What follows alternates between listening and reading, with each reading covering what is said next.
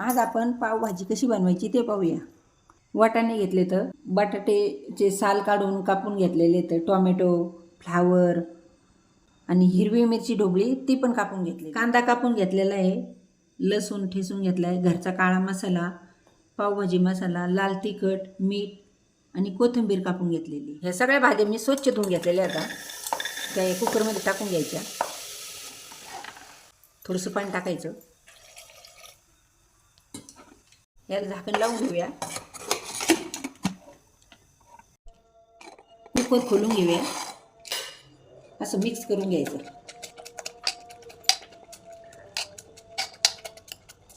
बारीक करून झालेलं आहे. कढईमध्ये तेल टाकून घेऊया. थोडेसे चिरे कांदा टाकायचा आणि परतून घ्यायचा.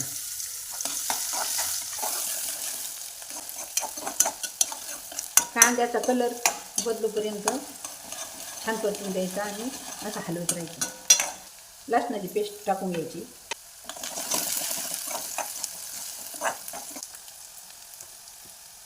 अर्धा चमचा लाल तिखट टाकले, घरचा काळा मसाला 1.5 चमचे टाकले, पावभाजी मसाला मी 2 चमचे टाकले,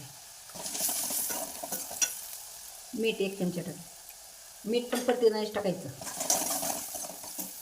हे वरतून टाकून द्यायचं.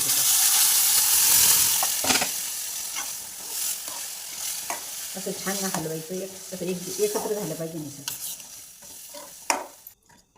कलर किती छान आलेला आहे आणि वास पण छान आला येऊ राहिला आहे. पावभाजी आपली तयार झालेली आहे. वरतून याच्यात कांदा टाकायचा, थोडीशी कोथिंबीर, इथं लिंबू ठेवलेलं आहे. ही पावभाजी तुम्ही करून पहा. आवडल्यास शेअर आणि लाईक करायला विसरू नका.